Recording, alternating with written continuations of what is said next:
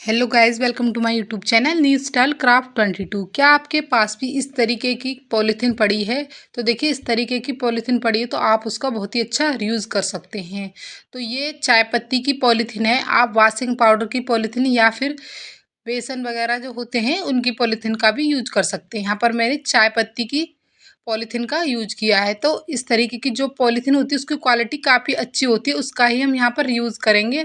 तो देखिए, सबसे पहले इस तरीके से कट कर लेना है और हमें एक पीस निकाल लेना है। एक पीस हमारे पास आ गया। इसकी लंबाई और चौड़ाई है 12x10 इंच। लंबाई 12 इंच है और चौड़ाई 10 इंच है। अब हमें दो पीस लेने हैं नीचे लाइनिंग के लिए। बीच में हमें पॉलीथीन को रखना है और उसके ऊपर हमें मेन फैब्रिक रखना है। जो भी आपके पास कपड़े का पीस हो उसको हमें ले लेना है और इस तरीके से रख देना है।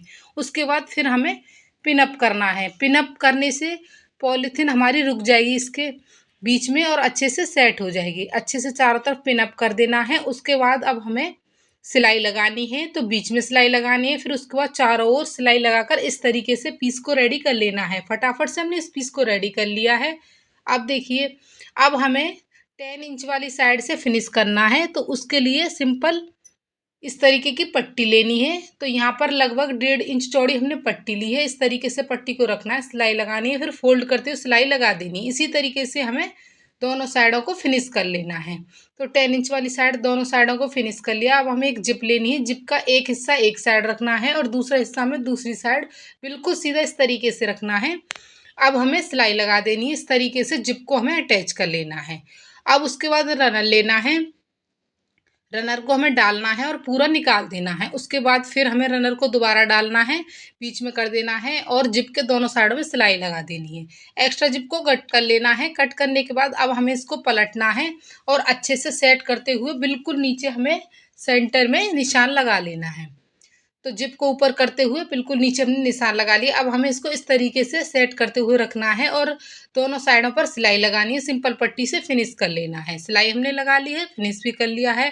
अब हमें कॉर्नर पर निशान लगाना है। तो 1.5 बाई 1.5 इंच के हमें चारों कॉर्नर पर बॉक्स बना लेने हैं। झटपट से हमने चारों कॉर्नर पर बॉक्स बना लिए हैं।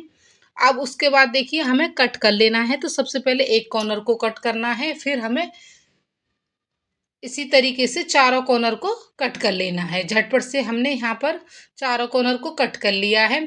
अब उसके बाद देखिए, कॉर्नर को हमें इस तरीके से पकड़ना है। ध्यान से देखना है कि हमने कॉर्नर को किस तरीके से पकड़ा है। इस तरीके से हमें पकड़ते हुए सिलाई लगा देनी है और उसके बाद सिंपल पट्टी से हमें कॉर्नर को फिनिश कर लेना है।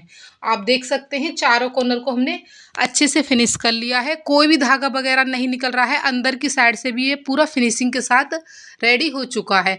अब हमें इसको पलटना है और कॉर्नर को अच्छे से निकाल कर बाहर कर देना है। अब आप देख सकते हैं बहुत ही सुंदर और बहुत ही सरल तरीके से हमने यहाँ पर एक पाउच को बना लिया है, वो भी बिना किसी खर्चे के। बिल्कुल बेकार पड़ी पॉलीथीन, जिस पॉलीथीन को हम बेकार समझकर फेंक देते हैं, हमने उसका ही यूज करके इसको बनाया है। अगर आपको आइडिया अच्छा लगा हो तो लाइक शेयर सब्सक्राइब